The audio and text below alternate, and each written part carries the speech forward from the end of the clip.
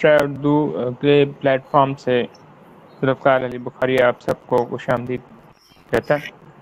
آج کی ایک نشست جو ہے رکھی گئی ہے، اس میں ہماری خصوصی جو مہمان ہیں وہ سغرا یامین سحر صاحبہ ہیں۔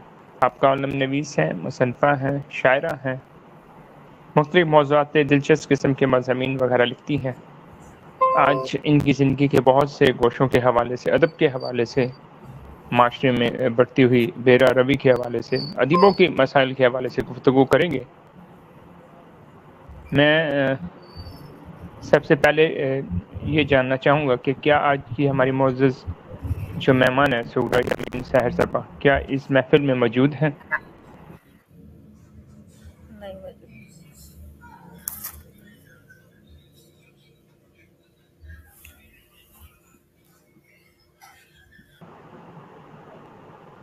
ہمارے رابطہ کار برہم علی بھٹو صاحب نے ہمیں آگاہ کیا ہے کہ ہماری معزز جو مہمان ہیں وہ انٹرنیٹ کی خرابی کی وجہ سے ابھی تک ہمارے ساتھ نہیں جڑ پائی ہیں۔ ہم ان کا جو ہے انتظار کریں گے۔ ادب معاشرے کو بہتر کرنے کے لیے ہمیشہ لکھا جاتا ہے، اور اس کے لیے ادیب بغیر کسی نفع کے اپنی جو خدمات ہیں وہ سر انجام دیتے ہیں اور معاشرے کو بہتر سے بہترین کرنے کی کوشش میں گامزن رہتے ہیں۔ لکھنے والوں کو بہت سارے مسائل کا سامنا بھی کرنا پڑتا ہے، لیکن اس کے ساتھ ساتھ یہ بھی ہے کہ ادیب معاشرے کو بہتر کرنے کے ساتھ ساتھ اپنے آپ کو بھی بہتر کرتے ہیں۔ کچھ ایسے موضوعات پہ لکھتے ہیں جن سے وہ نہ صرف خود کچھ زندگی کے بارے میں سیکھتے ہیں سمجھتے ہیں، بلکہ دوسروں کو بھی بہترین انداز میں جو ہے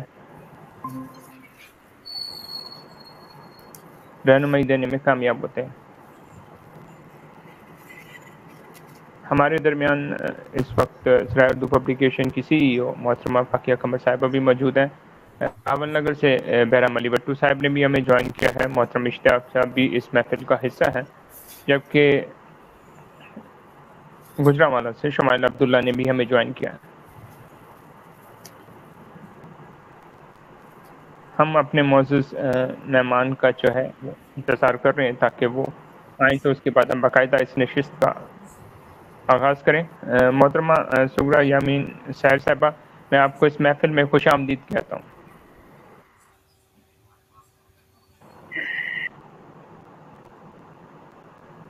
آپ کا مائک آف ہے، اپنے مائک کو آن کر لیجئے تاکہ آپ کی جو گفتگو ہے وہ تمام شرکا تک پہنچ سکے اور ہم آپ کے خیالات سے مستفید ہو سکیں۔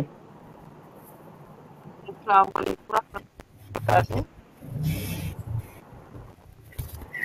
آپ کی آمد کے ساتھ ہی ہم ایک جو ہے بڑا معصومانہ سا سوال کریں گے۔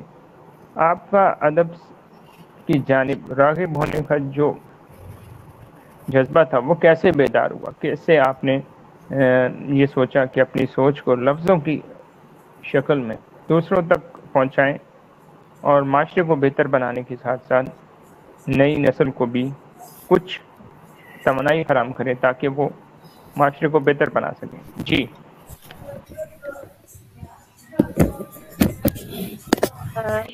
دیکھیں جی، اللہ تعالیٰ نے دین کے علم سے بھی نوازا تھا، اور میں نے ایسے ماحول میں آنکھ کھولی تھی جہاں علم کے لیے مطلب علم کو پروموٹ نہیں کیا جاتا تھا، جو بچیوں کے لیے خاص طور پہ۔ تو میں نے بہت جدوجہد سے علم حاصل کیا۔ میں پہلی وہ خاندان کی بچی تھی جس نے بہت اسٹرگل سے علم کو حاصل کیا، بہت اسٹرگل کی میں نے۔ تو میں نے پھر یہ سوچا کہ میں نے خود جیسے اس کو اسٹرگل کے ساتھ کیا اور میرا اتنا عشق ہے علم کے ساتھ، تو جو میرا جذبہ تھا اور اس کو پھر میں لوگوں تک پہنچاؤں اور تاکہ لوگ بھی سیکھیں، کیونکہ انفارمیشن تو لوگوں کے پاس بہت ہے نا، تو میں چاہتی تھی کہ وہ ان کے پاس علم پہنچے۔ تو اس جذبے کو لے کر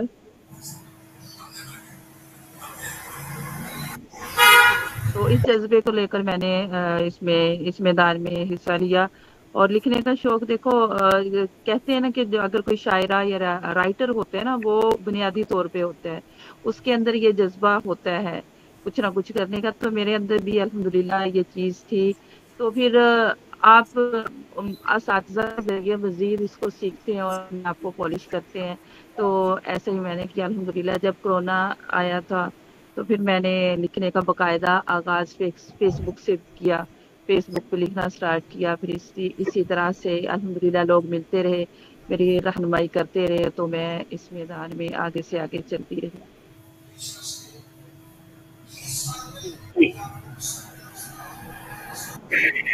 آپ نے جب قلم کو تھام کر لکھنا شروع کیا تو کن احباب کی حوصلہ افزائی نے آپ کو بہت زیادہ مسرت دی؟ ہمارے ہاں عموماً خواتین ہر شعبہ زندگی میں کامیابی سمیٹ رہی ہیں، لیکن ادب کے میدان میں کامیابی کے حصول تک پہنچتے پہنچتے کیا کچھ سہنا پڑا؟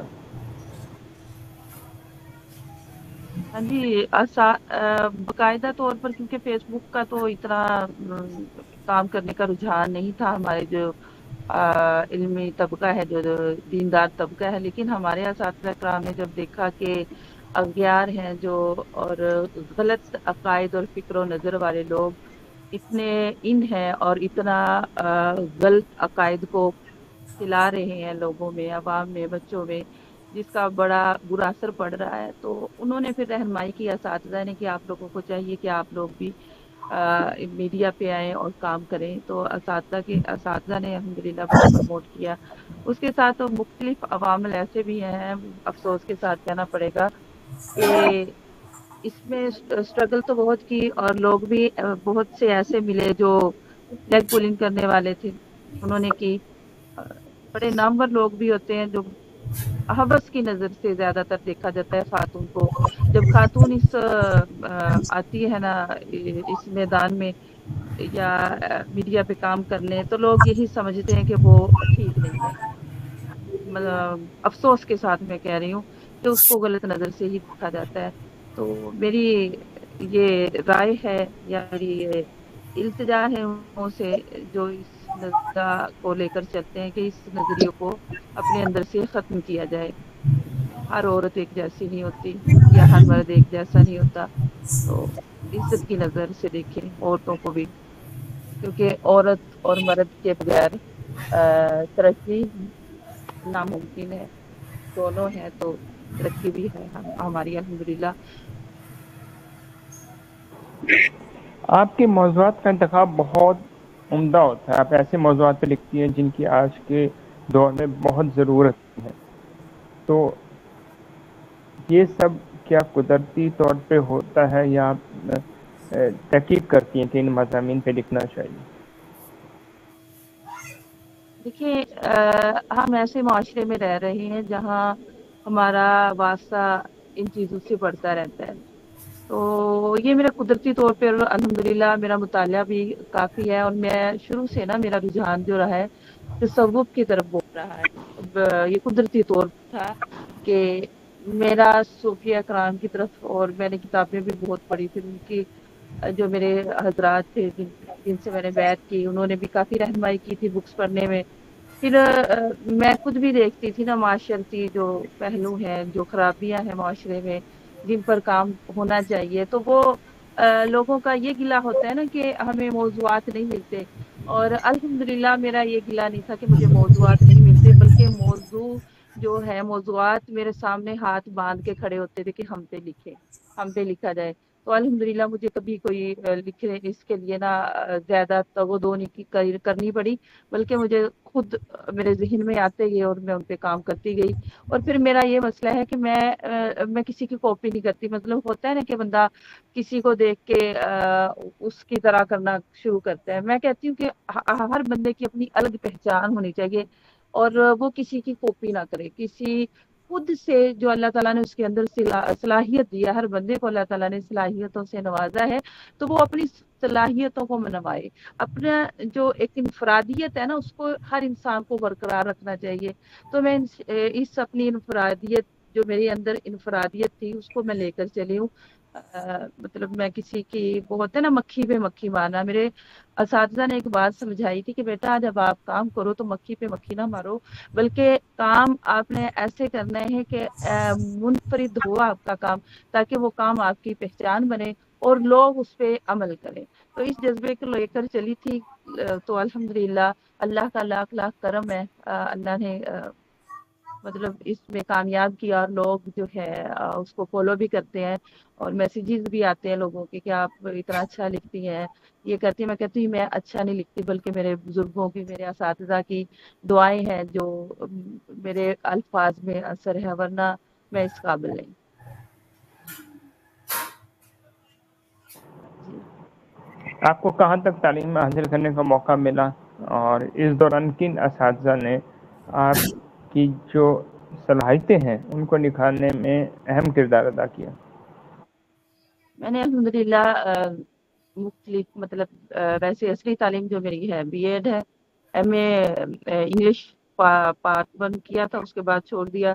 جاب کی ہے، جاب کے بعد پھر یہ تھا کہ میں نے میرا رجحان ہے نا جو، کیونکہ میں نے بتایا کہ شروع سے ہی میرا جو صوفیہ اکرام کی طرف تھا، اور پھر میں نے جو ہے اس کا انتخاب کیا اسلامی اسٹڈی حاصل کرنے کا کہ میں اس شعبے میں جاؤں. تو میں نے الحمدللہ درس نظامی کیا 6 سال. پھر اس کے علاوہ جب میں صحافت میں آئی، یہ لکھنے لکھانے کے عملی طور پر آئی، ایک باقاعدہ میں نے آغاز کیا. پھر اس کے لیے میں نے مختلف شارٹ کورسز کیے. انور غازی جو ہے انور غازی استاد جی، ان کی اکیڈمی سے بیسک کالم نگاری کا کورس کیا. اس کے بعد پھر ہوتا ہے ایڈوانس کورس ہوتا ہے وہ کیا. اس کے بعد پھر شاعری کورس کیے. اس کے بعد کافی پنجاب یونیورسٹی سے شارٹ کورس کیا میس کمیونیکیشن میں. تو اس طرح میری اسٹڈی کا سلسلہ جو چلتا رہا، کیونکہ میں کہتی ہوں کہ جو میرا پہلا عشق ہے نا، انسان کا کوئی نہ کوئی عشق ہوتا ہے، تو میرا پہلا عشق اور میرا جنون میری تعلیم ہے. اور جب تک مطلب کتاب میرے پاس نہ ہو، میرے ارد گرد کتابیں نہ ہوں، تو مجھے نیند نہیں آتی. الحمدللہ یہ میں تحدیث نعمت کے لیے آپ لوگوں کو بتا رہی ہوں. تو کتاب سے اتنا عشق ہے، تو اللہ تعالیٰ یقین کریں کہیں نہ کہیں سے اور ایسی ایسی جگہ سے کتابیں مجھے آتی ہیں، میں حیران رہ جاتی ہوں. میں کہتی ہوں کہ جب اللہ تعالیٰ سے سچے دل سے مانگے نا، طلب سچی ہو، تو اللہ تعالیٰ نوازتے ہیں. یہ حقیقت ہے.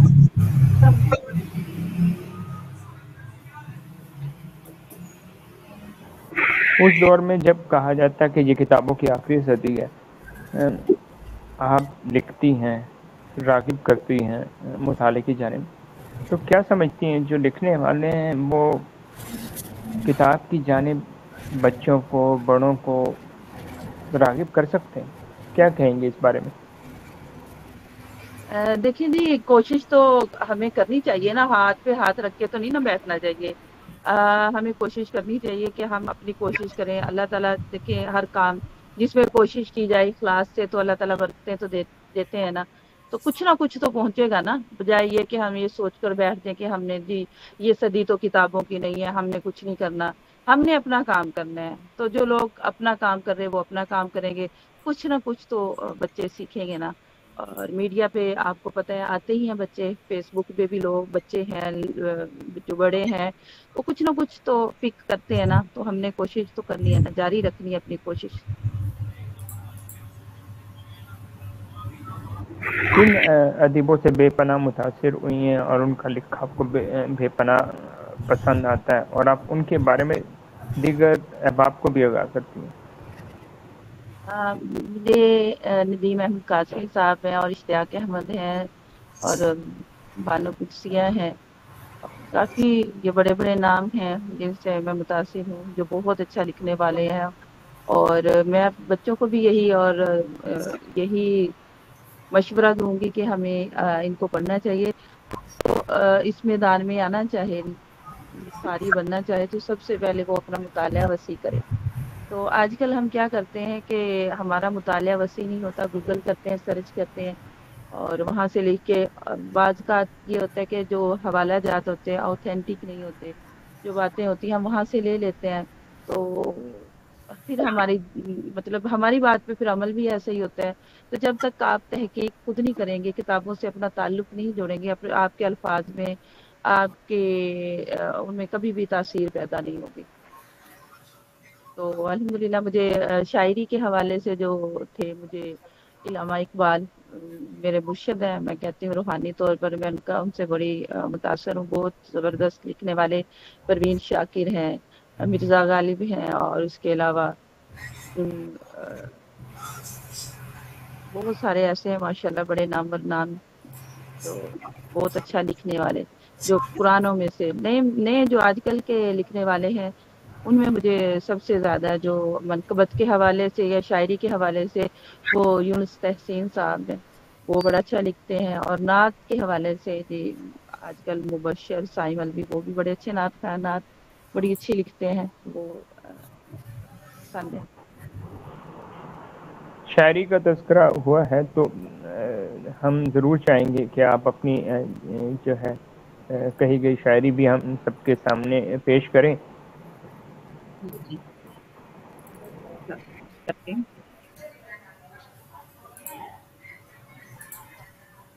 میں آپ کے سامنے اپنی غزل پیش کروں گی پہلے۔ جی ضرور پیش کیجیے گا۔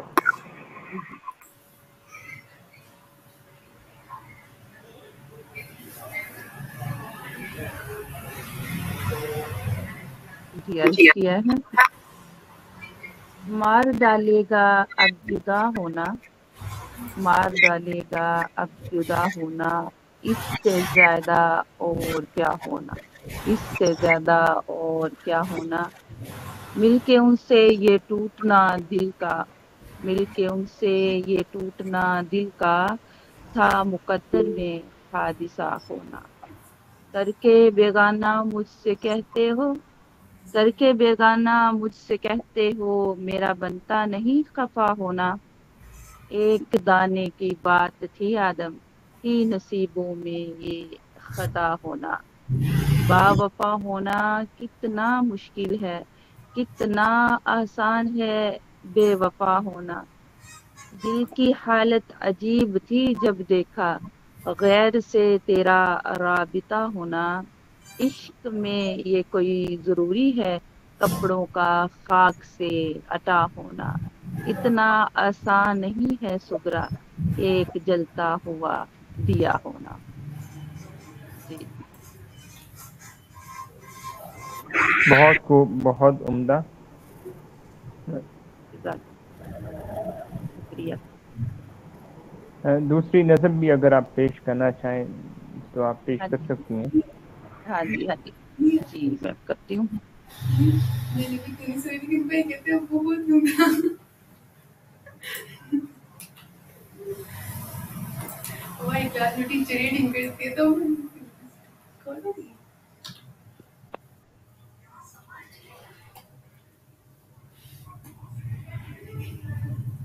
ایک منٹ لیجیے۔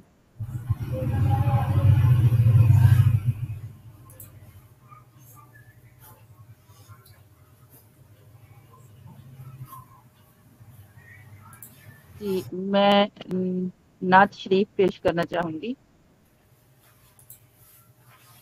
جو میں نے ابھی ابھی تازہ تازہ لکھی ہے۔ جی پیش کیجیے گا۔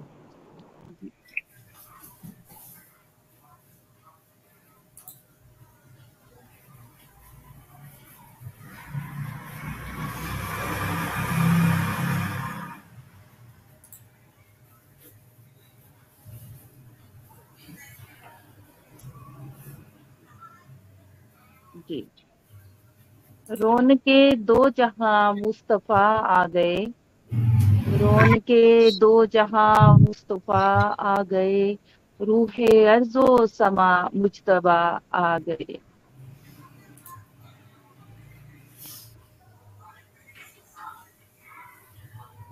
سب نبی رب کو پیارے ہنسی ہیں مگر آپ صلی اللہ علیہ وسلم آپ بن کر حبیب خدا آ گئے، نفرتوں کا زمانہ ہوا ختم شد، نفرتوں کا زمانہ ہوا ختم شد، جب محبت کے بحر سخا آ گئے، چاند بھی نغمائے نور گانے لگا، چاند بھی نغمائے نور گانے لگا، رب کے پیارے نبی مصطفیٰ آ گئے، مسکرایا جہاں غم کے بادل چھٹے، مسکرایا جہاں غم کے بادل چھٹے، بن کے رحمت جو خیر الورا آ گئے، جس نے دیکھا رخ والضحیٰ آپ کا، جس نے دیکھا رخ والضحیٰ آپ کا، بول اٹھا آج ماہ لقا آ گئے، دھوم ہے آپ کے خلق کی چار سو،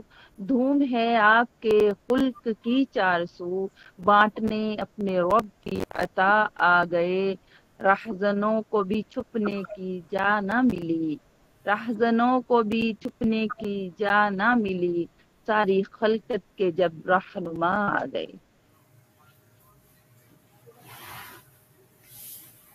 جی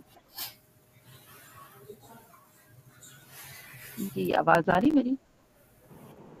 جی بہت بہت خوب، اچھا آپ میں نے بہت، جی ہاں جی جی میں ہماری زبان جو ہے نا وہ ہے ہریانوی رانگڑی جس کو کہتے ہیں، کیونکہ میں راجپوت فیملی سے بلونگ کرتی ہوں۔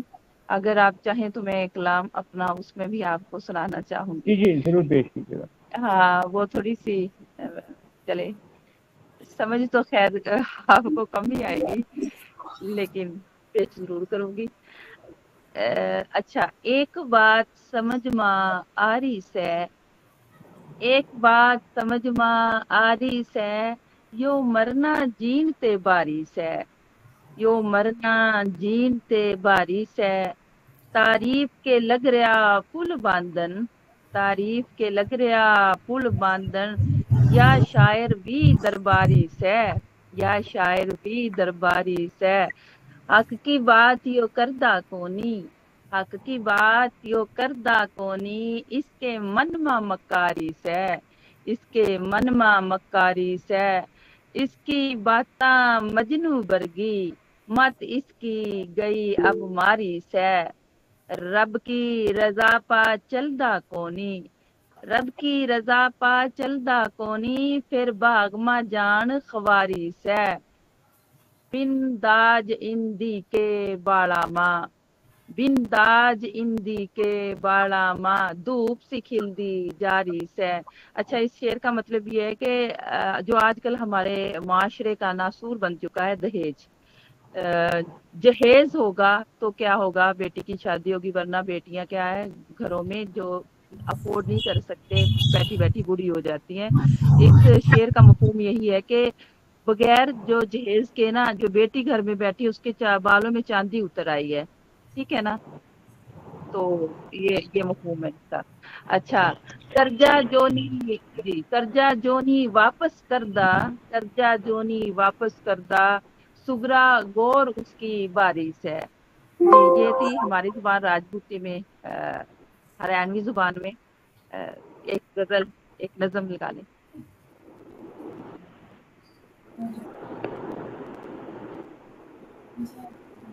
جی جی جی پیش کیجیے گا۔ ہاں جی، یہ آواز نہیں آئی میری؟ آپ کی آواز آ رہی ہے، آپ پیش کیجیے گا۔ ہاں جی، یہ مکمل ہو گئی ہے۔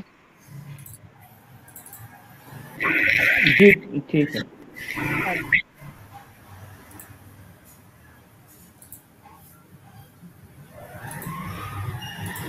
جی، اور سننا چاہیں گے تو سنا دیتی ہوں۔ جی آپ پیش کرنا چاہ رہی تھی، آپ پیش کر دیجیے، اس کے بعد سوالات کا سلسلہ دوبارہ شروع کریں گے۔ ٹھیک ہے ٹھیک ہے ٹھیک ہے۔ اچھا، یہ میں نے ایک نظم لکھی تھی جو ہمارے آج کل کے بچوں کے لیے اور اپنے معاشرے کے لیے، کہ عدو کو مات دے کر ہر طرف دنیا میں چھا جا، عدو کو مات دے کر ہر طرف دنیا میں چھا جا، دکھا دے اپنی طاقت اور اب میدان میں آ جا، فضا پھر سے بدر کی ہوگی پیدا، بس تو ہمت کر، تماشا چھوڑ کر ناداں عزیمت پر تو محنت کر، گنوایا جو رتبہ اس کی خاطر تو مشقت کر، ضلالت چھوڑ کر آقا کی راہ سے تو محبت کر، تیری ماں نے تجھے اسلام کی آغوش میں پالا، دکھا دے اپنی طاقت اور اب میدان میں آ جا، تجھے رب نے تدبر جیسی دولت سے نوازا ہے، تیرے ایمان سے دنیا میں ہوا ہر سو اجالا ہے، لہو دے کر شہیدوں نے وطن اپنا سنبھالا ہے، نبی پر مٹنے والوں کا جہاں میں رتبہ بالا ہے، کبھی ناداں تیری للکار سے دشمن لرزتا تھا، دکھا دے اپنی طاقت اور اب میدان میں آ جا۔ اچھا جی، آگے ہے، عمر جیسا ہمیں پھر جوش من اندر جگانا ہے، شہادت تو ہے زیور اپنا اس سے تن سجانا ہے، جہاں میں دیپ چاہت کا ہمیں ہر سو جلانا ہے، دلوں سے غیر کی اس چھاپ کو مل کر مٹانا ہے، حسیناؤں کی چاہت سے نکل کر سچی راحت پا، دکھا دے اپنی طاقت اور اب میدان میں آ جا، تیری طاقت سے واقف ہیں یہ سبھی اغیار اچھے سے، تبھی تو وار کرتے ہیں یہ تجھ پر پیٹھ پیچھے سے، نہیں تجھ کو ہٹا سکتے مل کر حق کے رستے سے، مٹیں گے سب ہی ظالم رب کے ایک ہلکے سے جھٹکے سے، اے مسلم تو امیدوں کے سہارے چھوڑ دے جینا، اے مسلم تو امیدوں کے سہارے چھوڑ دے جینا، دکھا دے اپنی طاقت اور اب میدان میں آ جا،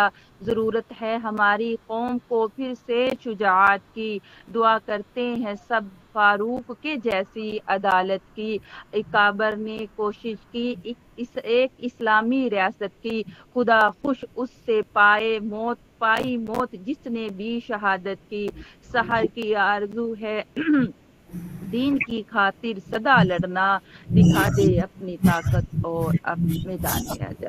جی سوری جی جی بہرام علی بٹو، آپ سوال کرنا چاہ رہے ہیں؟ جی جی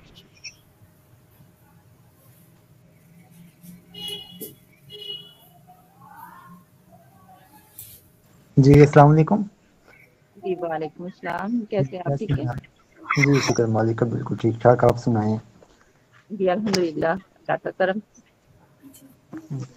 اچھا، میرا آپ سے سوال یہ تھا کہ آپ اپنے فارغ اوقات میں آپ کے کیا مشاغل ہوتے ہیں؟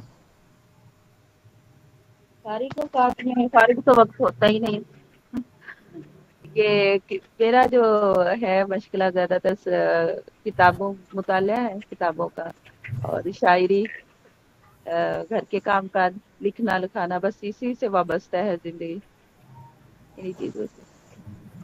اور جو نو امور راشد ہیں، کیا ملا دیں گے؟